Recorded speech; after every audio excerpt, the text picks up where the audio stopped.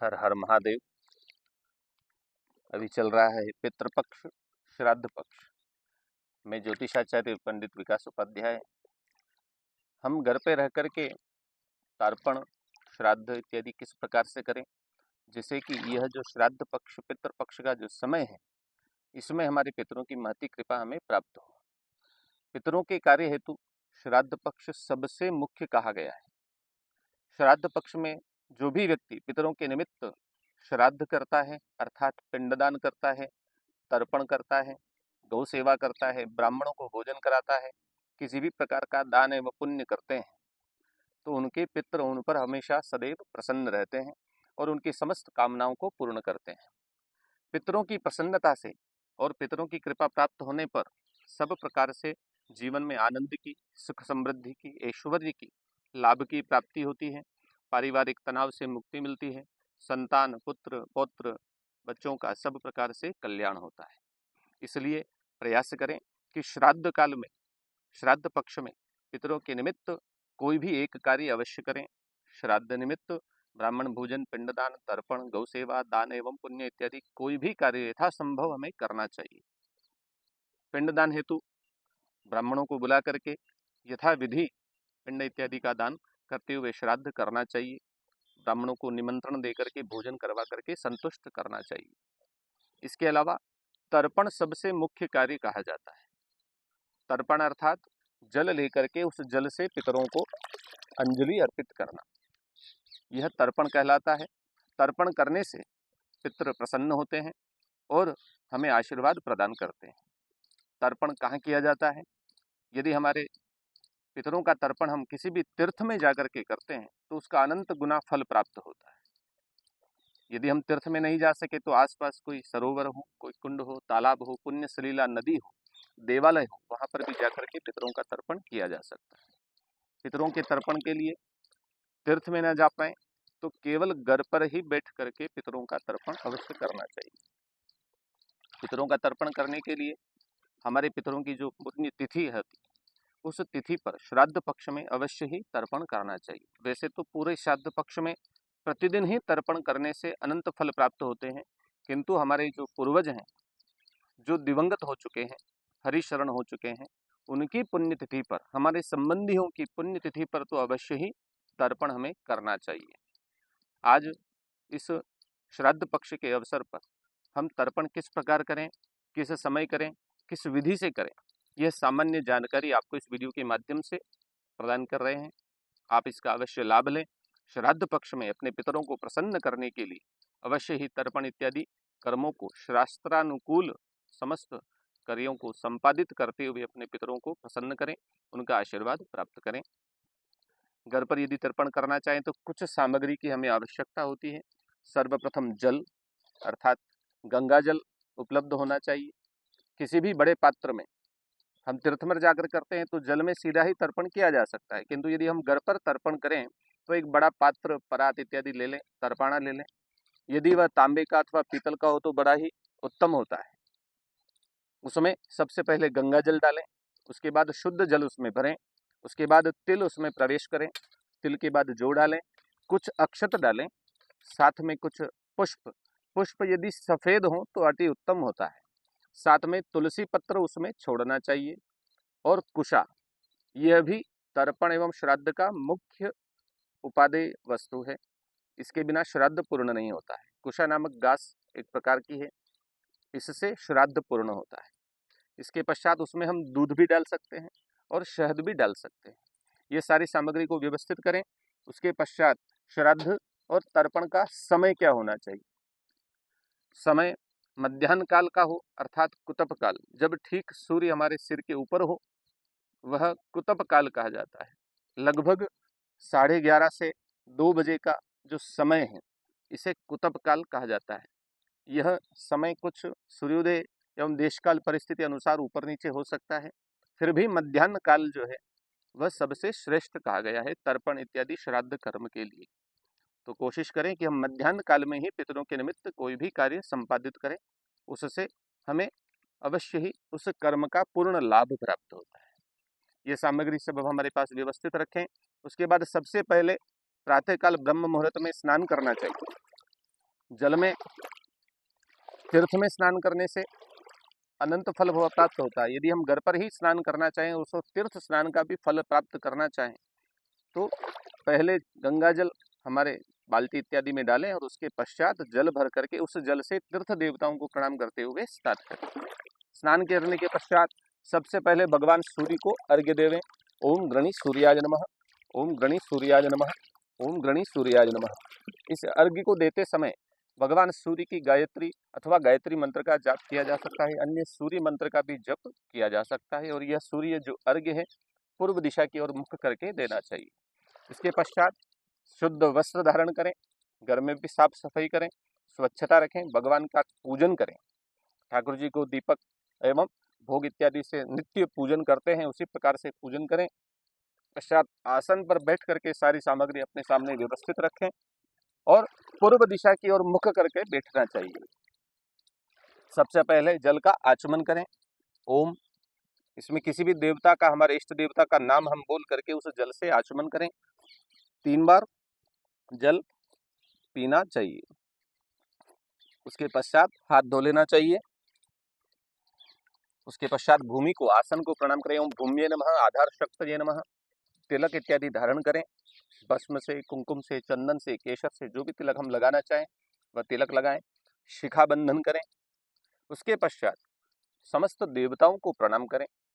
ओम श्रीमन महागणाधिपतये नमः, गजाननम भूतगणाधिसेवितम, कपित्थजम्बू फलचारुभक्षणम, उमासुतम शोक विनाशकारकम, नमामि विघ्नेश्वर पाद पंकजम। भगवान गणपति को प्रणाम करें, सदगुरु को प्रणाम करें और समस्त देवताओं को, माता पिता को प्रणाम करते हुए उनको इस कर्म में प्रणाम करते हुए आज्ञा लेने का भाव रखें। इसके पश्चात सबसे पहले संकल्प। संकल्प में सीधे हाथ में जल लेवें, जौ लेवें, तिल लेवें, चावल लेवें, पुष्प एवं थोड़ी सी कुशा हाथ में रखें और संकल्प बोलें 3 बार। ओम विष्णु, ओम विष्णु, ओम विष्णु। इस प्रकार बोल करके आज जो भी तिथि हो, जिस दिन हम तर्पण इत्यादि कार्य कर रहे हैं, उस दिन की तिथि, वार इत्यादि का उच्चारण करते हुए अपना गोत्र का उच्चारण करें, अपने वंश का उच्चारण करें, अपना स्वयं का और परिवार के सभी जो सदस्य हैं उनका नाम बोल करके आगे बोलिए। मम आत्मनः श्रुति स्मृति पुण्यफल प्राप्ति अर्थम मम समस्त पितॄणाम अक्षय तृप्ति प्राप्ति अर्थम विष्णु लोक अवाप्ति अर्थम तत्सत परब्रह्म परमेश्वर प्रीत्यर्थम यथाशक्ति यथा ज्ञानेन देव ऋषि दिव्य मनुष्य पितृ तर्पणम च करिष्ये। ऐसा बोल करके उस संकल्प को छोड़ देवें। उसके पश्चात पुनः अपने माता पिता, अपने सदगुरु को, इष्ट देवता को प्रणाम करें। इसमें एक चीज और ध्यान रखनी है, हम कोई भी उपवस्त्र जरूर अपने शरीर पर रखें अथवा यज्ञोपवीत धारण किया हुआ हो। यज्ञोपवीत यदि प्रतिदिन पहनना चाहिए, वैसे इससे बड़ा ही अच्छा लाभ प्राप्त होता है और यज्ञोपवीत धारण करने से तर्पण, श्राद्ध इत्यादि कर्मों में विशेष लाभ मिलते हैं। यदि हम जनेऊ नहीं पहनते हैं तो किसी भी प्रकार से एक उपवस्त्र हमारे शरीर पर हम डाल कर रखें और उसके पश्चात हाथ में कुशा से बनी हुई पवित्री भी हम धारण कर सकते हैं। इसको अनामिका अंगुली में पहना जाता है। यदि हम कुशा की पवित्री नहीं पहन सकते हैं तो कुशा केवल हाथ में लेकर के भी हम तर्पण का कार्य पूर्ण कर सकते हैं। कुशा कम से कम 3 हो, उनको हम हाथ में रखें। अब इसको एक ध्यान रखना है, ये कुशा और ये पवित्री जो है, जब तक हमारा तर्पण का कार्य पूर्ण नहीं है, हमें इसे नीचे नहीं रखना है और छोड़ना नहीं। इसको चाहें तो बाएं हाथ के अंगूठे के यहाँ पर रख लें, ताकि हम जब भी तर्पण का जल इत्यादि लेंगे तो वह इसको स्पर्श करता हुआ कार्य को पूर्ण करेगा। इसके पश्चात सबसे पहले भगवान इष्ट देवता को स्मरण करें, भगवान विष्णु को स्मरण करें, भगवान नारायण को स्मरण करें। ओम कृष्णाय वासुदेवाय हरये परमात्मने प्रणतः क्लेशनाशाय गोविंदाय नमो नमः। हम भगवान नारायण का, भगवान विष्णु का भी पूजन इस समय में कर सकते हैं। ओम विष्णवे नमः, ओम विष्णवे नमः, ओम विष्णवे नमः, नारायणाय नमः, ओम नमो भगवते वासुदेवाय। इस अष्टादशाक्षर मंत्र का भी यथासंभव बैठ करके पहले जप करना चाहिए। इसके पश्चात गायत्री मंत्र का जप करें अथवा पितृ गायत्री का जप करें। पितृ गायत्री ओम देवताभ्यः पितृभ्यश्च महायोगिभ्य एव च नमः स्वाहाये स्वधाये नित्यमेव नमो नमः। इस पितृ गायत्री का भी कम से कम 3 बार जप करें अथवा 108 बार जप करें। इसके पश्चात सबसे पहले होता है तर्पण देवताओं के निमित्त। तर्पण में 3 प्रकार हैं, पहला देव तर्पण, दूसरा ऋषि तर्पण और तीसरा है पितृ तर्पण। तो सबसे पहले देव तर्पण किया जाता है, पूर्व में मुख रखना है। उसके पश्चात हमारी जो जनेऊ है जिसे हम बाएं कंधे पर ही रखते हैं, उसके पश्चात पवित्री हमने ले रखी है, कुशा हमारे हाथ में है, जो लेना है और उसी जल में देवताओं का ध्यान करते हुए प्रक्षिप्त कर देना है, छोड़ देना है। और उसके पश्चात दोनों हाथों में इसी प्रकार उसी पात्र से जल लेकर के देव तीर्थ से, अर्थात अनामिका का जो अग्रभाग है, अंगुलियों का जो अग्रभाग है, इसे देव तीर्थ कहा जाता है। इससे जो भी जल छोड़ा जाता है वह देवताओं को समर्पित किया जाता है। तो यहाँ पर पूर्व दिशा में मुख करके दोनों हाथों में जल एवं वह जो मिश्रण हमने सामने रखा है उसमें से जल इत्यादि लेकर के ओम बुहुदेवा तृप्यन्ताम, ओम बुहुदेवा तृप्यन्ताम, ओम भुवः देवा तृप्यन्ताम, ओम स्वः देवा तृप्यन्ताम, ओम भूर्भुवः स्वः देवाः तृप्यन्ताम, ओम ब्रह्मादयो देवाः तृप्यन्ताम। जिन जिन देवताओं को हम नाम जानते हैं उन देवताओं के निमित्त भी हम जल अर्पित कर सकते हैं। ओम तीर्थ देवताः तृप्यन्ताम, ऐसा बोल करके पूर्व दिशा में देवताओं के निमित्त अंजलि अर्पण करने से देव तर्पण पूर्ण होता है। इसके पश्चात होता है ऋषि तर्पण। उसमें हमें उत्तर दिशा में मुख कर लेना चाहिए और हमारी जो यज्ञोपवीत है इसे गले में अर्थात नीवी कर लेना चाहिए। इस तरह से जनेऊ को जब हम तर्पण करते हैं तो हाथ में भी इस प्रकार उसको लिया जा सकता है और वैसे भी रखा जा सकता है। ऋषि तर्पण के लिए दोनों हाथों में जल लेकर के अंजलि के मध्य भाग से जल छोड़ा जाता है, इसे प्रजापति तीर्थ कहा जाता है। यहाँ से जो जल अर्पित किया जाता है वह ऋषि गणों को तृप्त करता है, उनको समर्पित किया जाता है। तो उसी जल के मिश्रण से दोनों हाथों में जल लें, उत्तर दिशा में मुख करें और उसके पश्चात ओम भू ऋषयः तृप्यन्ताम, ओम भू ऋषयः तृप्यन्ताम, ओम भुवः ऋषयः तृप्यन्ताम, ओम भुवः ऋषयः तृप्यन्ताम, ओम स्वः ऋषयः तृप्यन्ताम, ओम स्वः ऋषयः तृप्यन्ताम, ओम भूर्भुवः स्वः ऋषयः तृप्यन्ताम, ओम भूर्भुवः स्वः ऋषयः तृप्यन्ताम, ओम सनकादय ऋषयः तृप्यन्ताम, ओम सनकादय ऋषयः तृप्यन्ताम, ओम मरीचादय ऋषयः तृप्यन्ताम, ओम मरीचादय ऋषयः तृप्यन्ताम। अब यहाँ पर एक और ध्यान रखने वाली बात है कि जब देवताओं का तर्पण करते हैं तो एक एक देवता के निमित्त एक बार जल की अंजलि अर्पित करते हैं। जब ऋषियों का तर्पण करते हैं तो एक एक ऋषि के नाम से 2 बार जल अर्पित किया जाता है। इसके पश्चात आता है पितृतर्पण। पितृतर्पण में सबसे पहले यमादि देवताओं को जल छोड़ा जाता है, अर्पित किया जाता है और उसके पश्चात अपने पितरों को जल अर्पित किया जाता है। अब इसमें दक्षिण दिशा की ओर मुख करना है, अपना जो जल का पात्र इत्यादि है उसको दक्षिण दिशा में अपने सामने की ओर रखना है और जो यज्ञोपवीत है इसे बाएं कंधे पर न रखते हुए सीधे कंधे पर रखना है, दाहिने कंधे पर अपसव्य करना है और उसके पश्चात पुनः उसी प्रकार से जल छोड़ते हुए अभी ऋषियों के निमित्त छोड़ा है, अब पितरों के निमित्त सीधे हाथ का जो अंगूठा है और तर्जनी है इसका जो मध्य भाग है इसे पितृ तीर्थ कहा जाता है। यहाँ से ये जल हमें जमीन पर अथवा उसी पात्र में पुनः ऐसे छोड़ना है, इसको तर्पण पितृ तर्पण कहा जाता है। जब पितरों के निमित्त जल छोड़ा जाता है तो सदैव इसी ओर से वस्तु अर्पित की जाती है और जल अर्पित किया जाता है, इससे पितृ प्रसन्न होते हैं। पितरों को जो जल चढ़ाया जाएगा वह एक एक व्यक्ति के नाम से एक एक पितर के निमित्त एक एक संबंधी के निमित्त नाम बोलने के उपरांत 3 बार छोड़ा जाता है। इसमें पुनः हम तिल्ली और डालना चाहें और डाल सकते हैं, कोई सामग्री यदि हमारे पास उसमें कम है तो उसको पुनः व्यवस्थित और कर सकते हैं। सबसे पहले यमादि देवताओं के निमित्त 3-3 बार अंजलि अर्पित करनी है। ओम यमादयः तृप्यन्ताम, ओम यमादयः तृप्यन्ताम, ओम यमादयः तृप्यन्ताम, ओम यमादयः तृप्यन्ताम, ओम कव्यवादनलादयः तृप्यन्ताम, ओम कव्यवादनलादयः तृप्यन्ताम, ओम कव्यवादनलादयः तृप्यन्ताम। यमादि देवताओं की अंजलि अर्पित करने के बाद ओम बुहु पितरः तृप्यन्ताम, ओम बुहु पितरः तृप्यन्ताम, ओम बुहु पितरः तृप्यन्ताम, ओम भुवः पितरः तृप्यन्ताम, ओम भुवः पितरः तृप्यन्ताम्, ओम भुवः पितरः तृप्यन्ताम्, ओम स्वः पितरः तृप्यन्ताम्, ओम स्वः पितरः तृप्यन्ताम्, ओम स्वः पितरः तृप्यन्ताम्, ओम भूर्भुवस्वः पितरः तृप्यन्ताम्, ओम भूर्भुवस्वः पितरः तृप्यन्ताम्, ओम भूर्भुवस्वः पितरः तृप्यन्ताम्, ओम भूर्भुवस्वः पितरः तृप्यन्ताम्। इस प्रकार से व्याहृति के द्वारा ओम भू, ओम भुवः, ओम स्वः, ओम भूर्भुवस्वः इस प्रकार बोलते हुए 3-3 बार एक एक व्याहृति से जल अंजलि अर्पित करते हुए पितृ तर्पण प्रारंभ करना चाहिए। इसके पश्चात सबसे पहले अपने पितृकुल के निमित्त तर्पण किया जाता है। पितृकुल में भी क्रम इस प्रकार है, पिताजी, दादाजी, परदादाजी, उसके बाद माता, दादी और परदादी। इनके निमित्त जो भी संबंधी हमारे जीवित हैं उनके निमित्त हमें जल अंजलि अर्पित नहीं करनी है।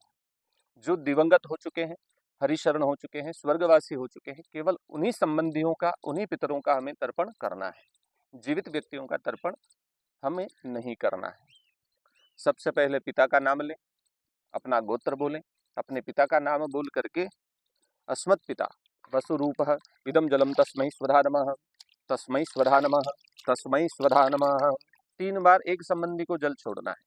इसके पश्चात दादाजी, अपना गोत्र बोल करके दादाजी का नाम बोले, अस्मत् पितामह वसुरूप रुद्ररूपः इदं जलम तस्मै स्वधा नमः, तस्मै स्वधा नमः, तस्मै स्वधा नमः। इसके पश्चात परदादाजी, गोत्र बोल करके उनका नाम बोले, अस्मत् प्रपितामह आदित्य रूपः इदं जलम तस्मै स्वधा नमः, तस्मै स्वधा नमः, तस्मै स्वधा नमः। इसके पश्चात है माता, गोत्र बोल करके माता का नाम बोले, अस्मत् माता वसुरूपा इदं जलम तस्यै स्वधा नमः, तस्यै स्वधा नमः, तस्यै स्वधा नमः। इसके बाद दादी जी, गोत्र बोल करके दादी का नाम बोले, अस्मत् पितामही रुद्रारूपा इदं जलम तस्यै स्वधा नमः, इदं जलम तस्यै स्वधा नमः, इदं जलम तस्यै स्वधा नमः। परदादी जी का गोत्र और नाम बोले, अस्मत् प्रपितामही आदित्य रूपा इदं जलम तस्यै स्वधा नमः, तस्यै स्वधा नमः, तस्यै स्वधा नमः। इसके बाद हमारी कोई सौतेली माता हो अथवा किसी ने 2 विवाह किए हों हमारे पूर्वजों में, अर्थात हमारी 2 माताएं हों, तो उनका भी नाम बोल करके उनके निमित्त सापत्न माता इदं जलम तस्यै स्वधा नमः, तस्यै स्वधा नमः, तस्यै स्वधा नमः। इस प्रकार से अपने पितृकुल का तर्पण करना चाहिए। पितृकुल के पश्चात मातृकुल का तर्पण। मातृकुल में नाना जी, परनाना जी, वृद्ध परनाना जी, नानी, परनानी और वृद्ध परनानी, इस प्रकार 3 पीढ़ी तक के निमित्त हम जल अर्पित करते हैं। सबसे पहले ननिहाल का गोत्र बोल करके नाना जी का नाम बोले और उनके निमित्त 3 बार जल अर्पण करें। अस्मत् मातामह वसुरूपा इदं जलम तस्मै स्वधा नमः, तस्मै स्वधा नमः, तस्मै स्वधा नमः। परनाना जी का नाम बोल करके अस्मत् प्रमातामह रुद्र रूप इदं जलम तस्मै स्वधा नमः, तस्मै स्वधा नमः, तस्मै स्वधा नमः। इसके बाद वृद्ध परनाना जी, अस्मद् वृद्ध प्रमातामह आदित्य रूपः इदं जलम तस्मै स्वधा नमः, तस्मै स्वधा नमः, तस्मै स्वधा नमः। इसके बाद नानी जी, अस्मत् मातामही वसुरूपा इदं जलम तस्यै स्वधा नमः, तस्यै स्वधा नमः, तस्यै स्वधा नमः। इसके बाद परनानी जी, नाम एवं गोत्र बोल करके अस्मत् प्रमातामही रुद्रा रूपा इदं जलम तस्यै स्वधा नमः, तस्यै स्वधा नमः, तस्यै स्वधा नमः। वृद्ध परनानी, अस्मद् वृद्ध प्रमातामही आदित्य रूपा इदं जलम तस्यै स्वधा नमः, तस्यै स्वधा नमः, तस्यै स्वधा नमः। इनमें जिनका नाम हमें याद ना हो तो उनके लिए गंगा, जमुना, सरस्वती इत्यादि हम नाम बोल सकते हैं। यदि पुरुष हैं तो उनके लिए ब्रह्म, विष्णु, महेश इस प्रकार उनका उच्चारण किया जा सकता है। इसके लिए उचित होगा कि हम सबसे पहले एक लिस्ट बनाएं, सूची बनाएं, उसमें जो भी हमारे दिवंगत पूर्वज हैं उनका नाम हम लिख करके रखें। इससे हमारे 2 लाभ हैं। एक तो हमारी पितृ परंपरा का हमें ज्ञान रहता है, दूसरा आने वाली पीढ़ी को भी हम उस ज्ञान को बता सकते हैं कि हमारे पूर्वज कौन है, हमारे माता पिता कौन है, हमारे दादा दादी कौन है। ये जानकारी सभी को होना बहुत जरूरी है। इसलिए एक सूची बनाकर रखें, उसमें इन सबका नाम एवं गोत्र, अपना जो गोत्र है, अपना जो वंश है, अपना जो कुल है, उसका नाम लिखें। सभी का जो दिवंगत हो चुके हैं उनका नाम लिखें। इसके पश्चात आता है संबंधियों के निमित्त तर्पण। तो संबंधियों में क्रम से हमारे जितने रिश्तेदार हैं जो दिवंगत हो चुके हैं उनका भी हम तर्पण करते हैं। सबसे पहले नाना नानी का, उसके पश्चात अपनी पत्नी का तर्पण करना चाहिए। यहाँ पर ये ध्यान रखें, जो दिवंगत हो चुके हैं, जीवित हैं, उनका तर्पण नहीं करना है। तो जो दिवंगत है, अपनी यदि पत्नी गई है तो उसका गोत्र, अपना गोत्र, उसका नाम बोल करके अस्मत् पत्नी वसुरूपा इदं जलम तस्यै स्वधा नमः, इदं जलम तस्यै स्वधा नमः, इदं जलम तस्यै स्वधा नमः। यदि पुरुष किसको हम तर्पण करते हैं तो तस्मै स्वधा नमः इस प्रकार बोलना है। और यदि स्त्रीलिंग के निमित्त तर्पण करते हैं तो तस्यै स्वधा नमः इस प्रकार बोलना है। पत्नी का तर्पण होने के बाद यदि हमारा कोई पुत्र गया हो तो उसके निमित्त भी जल छोड़ें। अस्मत् पुत्र वसुरूपः नाम बोल करके इदम जलम तस्मै स्वधा नमः, तस्मै स्वधा नमः, तस्मै स्वधा नमः। कोई हमारी बच्ची गई हो, कन्या गई हो, उसका भी गोत्र अपना और नाम बोल करके अस्मत् कन्या वसुरूपा इदम जलम तस्यै स्वधा नमः, तस्यै स्वधा नमः, तस्यै स्वधा नमः। यदि हमारी पुत्र की शादी हो चुकी हो और उनकी कोई पत्नी गई हो तो पुत्र वधू का नाम बोल करके इदम जलम तस्यै स्वधा नमः, तस्यै स्वधा नमः, तस्यै स्वधा नमः। कन्या भी यदि शादी कर चुकी हो और उनके भी हमारे जमाई इत्यादि भी गए हों तो उनका भी नाम बोल करके अस्मत् जामात्र वसुरूपा इदम जलम तस्मै स्वधा नमः, तस्मै स्वधा नमः, तस्मै स्वधा नमः। इसके बाद हमारे कुल के अन्य जो पुरुष हैं अथवा स्त्रियां हैं, चाचा जी, ताऊ जी, अंकल, उनके निमित्त अस्मत् पितृव्य नाम बोल करके इदम जलम तस्मै स्वधा नमः, तस्मै स्वधा नमः, तस्मै स्वधा नमः। पितृव्य अर्थात चाचा और पितृव्य पत्नी अर्थात चाची, ताई जी, आंटी जी। अस्मत् पितृव्य पत्नी वसुरूपा इदम जलम तस्यै स्वधा नमः, तस्यै स्वधा नमः, तस्यै स्वधा नमः। सभी का पहले गोत्र बोलना है, उसके बाद नाम और संबंध बोलते हुए जल छोड़ना है। इसके बाद मामा, ननिहाल का गोत्र बोल करके मामा का नाम बोले। अस्मत् मातुलः वसुरूपा इदम जलम तस्मै स्वधा नमः, तस्मै स्वधा नमः, तस्मै स्वधा नमः। इसके पश्चात मामी जी, अस्मत् मातुलानी वसुरूपा इदम जलम तस्यै स्वधा नमः, तस्यै स्वधा नमः, तस्यै स्वधा नमः। इसके बाद हमारे कोई भाई गए हों, भाई जो है सगे हों चाहे हमारे रिश्तेदार हों, किसी भी रूप में हमारे भाई लगते हों, ये जितने भी संबंध हम तर्पण के निमित्त करते हैं उनमें हमारे संबंध किसी भी प्रकार से हों, घनिष्ठता हो अथवा रक्त संबंध हो अथवा प्रेम का संबंध हो, उस प्रत्येक संबंधी के लिए जल से तर्पण करना चाहिए।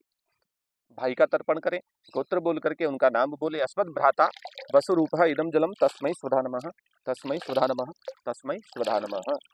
भाई के बाद उनकी पत्नी यदि हो, दिवंगत हो चुकी हो भाभी, अस्मत् भ्रातृजाया अथवा अस्मत् भ्राता वधू इदम जलम तस्यै स्वधा नमः, तस्यै स्वधा नमः, तस्यै स्वधा नमः। इसके बाद हमारी कोई बहन हो, उनके तर्पण। अस्मद् भगिनी वसुरूपा इदम जलम तस्मै स्वधा नमः, तस्मै स्वधा नमः, तस्मै स्वधा नमः। बहन के साथ यदि जीजा जी भी हों, वो भी गए हों तो उनके भी तर्पण करना है। अस्मत् भगिनी पति इदम जलम तस्मै स्वधा नमः, तस्मै स्वधा नमः, तस्मै स्वधा नमः। इसके बाद हमारा कोई भांजा हो, उसके निमित्त भी जल छोड़ा जा सकता है। अस्मद् भागिनी वसुरूपा इदम जलम तस्मै स्वधा नमः, तस्मै स्वधा नमः, तस्मै स्वधा नमः। बुआ, उनका नाम बोले। अस्मत् पितृश्वसा वसुरूपा इदम जलम तस्यै स्वधा नमः, तस्यै स्वधा नमः, तस्यै स्वधा नमः। फूफा जी, अस्मत् पितृश्वस्र पति वसुरूपा इदम जलम तस्मै स्वधा नमः, इदम जलम तस्मै स्वधा नमः, तस्मै स्वधा नमः। उनके कोई पुत्र कन्या इत्यादि हों तो उनके निमित्त भी जल छोड़ना है। उसके बाद मौसी, नाम बोले, उनका गोत्र बोले। अस्मत् मातृश्वसा वसुरूपा इदम जलम तस्यै स्वधा नमः, तस्यै स्वधा नमः, तस्यै स्वधा नमः। इसके पश्चात मौसा जी, अस्मत् मातृश्वस्रपति वसुरूपा इदम जलम तस्मै स्वधा नमः, तस्मै स्वधा नमः, तस्मै स्वधा नमः। उनके भी कोई बच्चे बच्चे गए हों तो उनके निमित्त भी जल हमें छोड़ना चाहिए। इसके बाद हमारे सास ससुर इत्यादि गए हों तो उनका तर्पण करें। अस्मत् श्वश्रु वसुरूपा इदम जलम तस्यै स्वधा नमः, तस्यै स्वधा नमः, तस्यै स्वधा नमः। ससुर जी गए हो तो अस्मत् श्वशुरः वसुरूपा इदम जलम तस्मै स्वधा नमः, तस्मै स्वधा नमः, तस्मै स्वधा नमः। साला जी वगैरह गए हो, अस्मत् श्याल वसुरूपा इदम जलम तस्मै स्वधा नमः, तस्मै स्वधा नमः, तस्मै स्वधा नमः। कोई साली गई हो तो अस्मत् श्याली वसुरूपा इदम जलम तस्यै स्वधा नमः, तस्यै स्वधा नमः, तस्यै स्वधा नमः। उनके भी कोई बच्चे इत्यादि गए हों, उनकी पत्नी गई हो तो उनके निमित्त भी जल हमें छोड़ना चाहिए। इसके पश्चात हमारे कोई गुरु गए हों, जिन्होंने हमें ज्ञान दिया हो, पढ़ाया हो, लिखाया हो, हमारे कोई मेंटर रहे हो, उनके निमित्त भी जल छोड़ना चाहिए। अस्मद् गुरु वसुरूपः इदम जलम तस्मै स्वधा नमः, तस्मै स्वधा नमः, तस्मै स्वधा नमः। हमारा कोई शिष्य हो, उसके निमित्त भी हमें जल छोड़ना चाहिए। जो हमारे अंदर किसी भी प्रकार से रहा हो और हमें गुरु मानता हो और दिवंगत हो गया तो उसके लिए भी जल छोड़ें। अस्मत् शिष्य वसुरूप इदम जलम तस्मै सुधा नमः, तस्मै सुधा नमः, तस्मै सुधा नमः। इसके पश्चात हमारे कोई मित्र गए हों, जो हमारे घनिष्ठ हों, हमारे स्नेही गए हों, तो उनके निमित्त जल छोड़ें। अस्मत् मित्रा मित्रम वसुरूपः इदम जलम तस्मै सुधा नमः, तस्मै सुधा नमः, तस्मै सुधा नमः। इसके पश्चात हमारे संबंधी जितने भी ये जो मैंने बताए हैं, इनके अलावा भी हमें कुछ याद हो, जो हमारे संबंधी हो, हमारे मित्र हो, हमारे परिचित हो, उनका भी हम जल द्वारा तर्पण कर सकते हैं। इसके पश्चात हमारे इस भूमंडल पर रहने वाले जितने भी संबंधी हों, जिनको हम जानते हो अथवा न जानते हो, कि हमारे वंश में हो अथवा हमारे वंश से संबंध रखते हो, उनके निमित्त हम जल का अर्पण करते हैं। ओम आ ब्रह्म स्तंभ पर्यंतम देवर्षि पितृमानवा तृप्यन्तु पितरः सर्वे मातृ माता महादय अतीत कुलकोटीनां सप्तद्वीप निवासिनां आ ब्रह्मन् भूमवाल्लोकात् इदं वस्तु तिलोदकम्। ओम त्रिप्यध्वम, ओम त्रिप्यध्वम, ओम त्रिप्यध्वम। यहाँ पर हम समस्त भूमंडल के जितने हमारे संबंधी हैं, हमारे वंश से संबंध रखते हैं, हमसे आशा रखते हैं, उनके निमित्त जल छोड़ते हैं। इसके पश्चात जनेऊ को पुनः सव्य करना है, अर्थात बाएं कंधे पर लेना है। इसके पश्चात जल का आचमन करना है।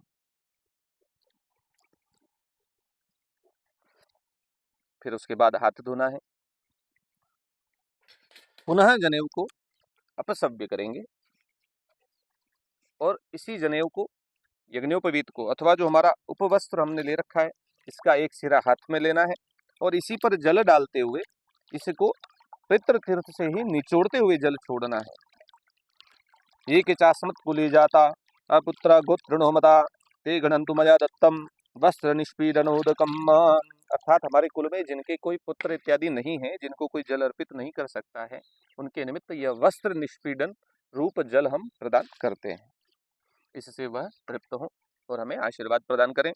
इसके पश्चात ये जो कुशा हमने ले रखी है, इसका विसर्जन हमको करना है कि येषां पिता न च भ्राता न पुत्रो नन्य गोत्रिणः ते सर्वे तृप्ति मायांतु वयो सृष्टै कुशै सदा। कि जिनका कोई बंधु बांधव नहीं है, जो इस भूमंडल पर अकेले थे और जिनके पीछे कोई जल देने वाला नहीं है, श्राद्ध करने वाला नहीं है, उनके निमित्त यह कुशा हम समर्पित करते हैं, इससे उनका भी कल्याण हो। ऐसा बोल करके पितृ तीर्थ से ही इस कुशा को छोड़ देना है और ये जो पवित्र हमने धारण करी, इसको भी पहने रखना है। जनेऊ को पुनः सव्य कर लेना है, अर्थात सीधा करना है। इसके पश्चात पुनः जल का आचमन करना है। हाथ धो लेवें, पूर्व दिशा में मुख कर लेवें और हाथ जोड़ करके 6 देवताओं को प्रणाम करना है, अथवा सामने एक कलश रख करके अथवा भगवान नारायण को प्रणाम करना है। ओम ब्रह्मणे नमः, ओम विष्णवे नमः, ओम रुद्राय नमः, ओम मित्राय नमः, ओम वरुणाय नमः, ओम सूर्याय नमः। इसके पश्चात पुनः सूर्य भगवान को अर्घ्य देना है। ओम सूर्याय नमः, ओम सूर्याय नमः, ओम सूर्याय नमः। ऐसा बोल करके सभी देवताओं को पुनः प्रणाम करें। दशों दिशाओं में प्रणाम करें, दिक्पाल देवताओं को प्रणाम करें और भगवान का सब प्रकार से जो भी हमारे पितृ देवता हैं, उनके निमित्त पूजन करते हुए पुष्प इत्यादि से उनका पूजन कर लें, उनको भोग इत्यादि अर्पित कर लें और उसके बाद उत्तर संकल्प करना है। ये जो विधि हम कर रहे हैं, इसमें हो सकता है कुछ व्याकरण रूप अशुद्धियां रह जाएं, तो उसके लिए आप हमें क्षमा करें और प्रयास करें कि हम इसे कितना शुद्ध कर सकें, कितना विधि के अनुसार पूर्ण कर सकें।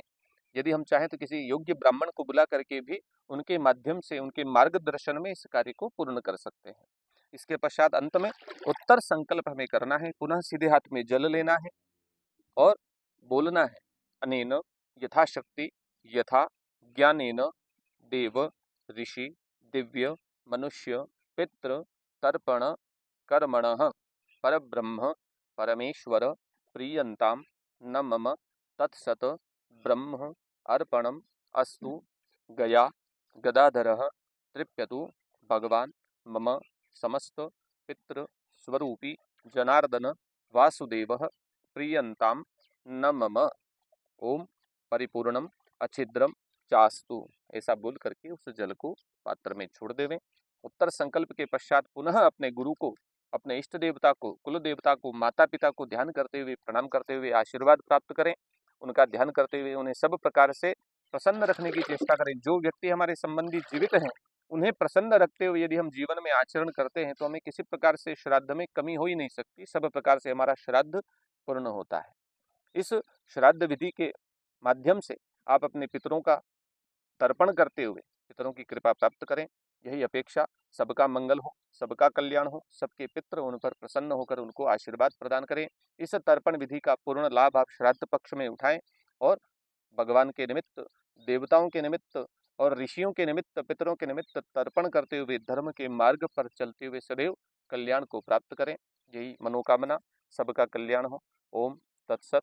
हर हर महादेव। इसके पश्चात आसन को प्रणाम करके पुनः भगवान सूर्य का दर्शन करना चाहिए। ब्राह्मणों को भोजन इत्यादि करा करके उन्हें विदा करना चाहिए। ओम तत्सत।